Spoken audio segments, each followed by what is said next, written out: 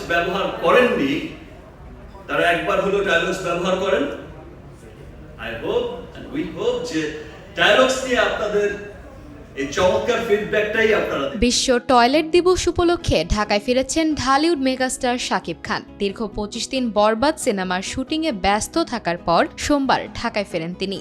এরপর মঙ্গলবার রাজধানীর এক 5 তারকা হোটেলে জাঁকজমকপূর্ণ এক অনুষ্ঠানে অংশ নেন। এখানে তিনি এক ঝাঁক তারকাকে সাথে নিয়ে টয়লেট ক্লিনিং ব্র্যান্ড টাইলক্সের টাইলক্স হাইজেনিক আবাস ক্যাম্পেইনের উদ্বোধন করেন। এই ক্যাম্পেইনের উদ্দেশ্য হচ্ছে সুবিধাবঞ্চিত মানুষের জন্য স্বাস্থ্যসম্মত টয়লেট নির্মাণে সহায়তা করা।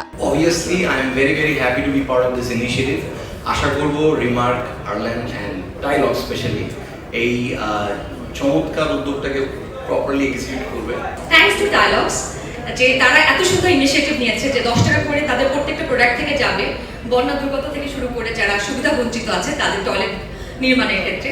শাকিব খান অনুষ্ঠানে জানান, নভেম্বর মাস জুড়ে টাইলক্স টয়লেট ক্লিনার বিক্রির প্রতিটি পণ্য থেকে 10 টাকা প্রদান করা হবে দেশের বিভিন্ন অঞ্চলে হাইজেনিক টয়লেট নির্মাণে। প্রত্যেকটা টাইলক্স টয়লেট ক্লিনার থেকে 10 টাকা ব্যয় করা হবে সেই সমস্ত সুবিধাবঞ্চিত মানুষের জন্য, সেই সমস্ত সুবিধাবঞ্চিত মানুষদের টয়লেট নির্মাণের জন্য। আ প্লেস ফর পিস প্রতিপাদ্য নিয়ে আয়োজিত এই অনুষ্ঠানে উপস্থিত ছিলেন সিনে তারকা সিয়াম আহমেদ, পরিমণি, বিদ্যা সিনহা মিম, পূজা চেরি, দিঘি, অপি করিম, শবনম ফারিয়া, স্পর্শিয়া ও অন্যান্য বিশিষ্টরা। অনুষ্ঠানে শাকিব খান বলেন, আমি সবসময় চাই আগামী প্রজন্মের জন্য একটি পরিষ্কার ও সুন্দর পৃথিবী রেখে যেতে।